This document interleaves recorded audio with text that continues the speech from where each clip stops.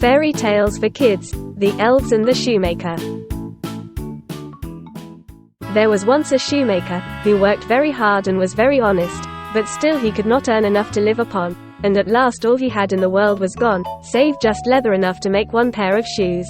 Then he cut his leather out, all ready to make up the next day, meaning to rise early in the morning to his work. His conscience was clear and his heart light amidst all his troubles.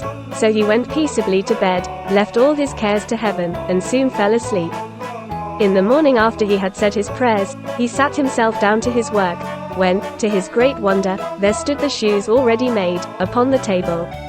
The good man knew not what to say or think at such an odd thing happening. He looked at the workmanship. There was not one false stitch in the whole job, all was so neat and true, that it was quite a masterpiece. The same day a customer came in, and the shoes suited him so well that he willingly paid a price higher than usual for them, and the poor shoemaker, with the money, bought leather enough to make 2 pairs more. In the evening he cut out the work, and went to bed early, that he might get up and begin betimes next day. But he was saved all the trouble, for when he got up in the morning the work was done ready to his hand. Soon in came buyers, who paid him handsomely for his goods, so that he bought leather enough for 4 pair more.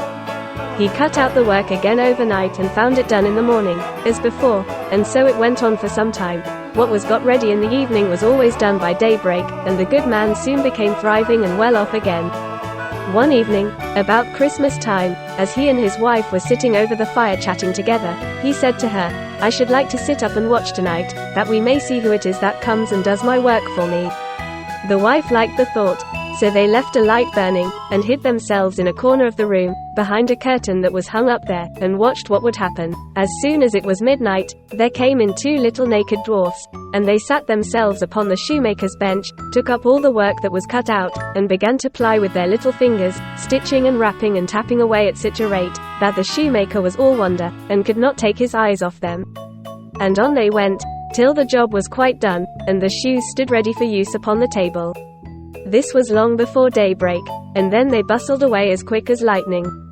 The next day the wife said to the shoemaker, "These little wights have made us rich, and we ought to be thankful to them, and do them a good turn if we can. I am quite sorry to see them run about as they do, and indeed it is not very decent, for they have nothing upon their backs to keep off the cold. I'll tell you what, I will make each of them a shirt, and a coat and waistcoat, and a pair of pantaloons into the bargain, and do you make each of them a little pair of shoes." The thought pleased the good cobbler very much, and one evening, when all the things were ready, they laid them on the table, instead of the work that they used to cut out, and then went and hid themselves, to watch what the little elves would do. About midnight in they came, dancing and skipping, hopped round the room, and then went to sit down to their work as usual. But when they saw the clothes lying for them, they laughed and chuckled, and seemed mightily delighted. Then they dressed themselves in the twinkling of an eye, and danced and capered and sprang about, as merry as could be, till at last they danced out at the door, and away over the green. The good couple saw them no more, but everything went well with them from that time forward, as long as they lived. Like and subscribe Children's Farm for more.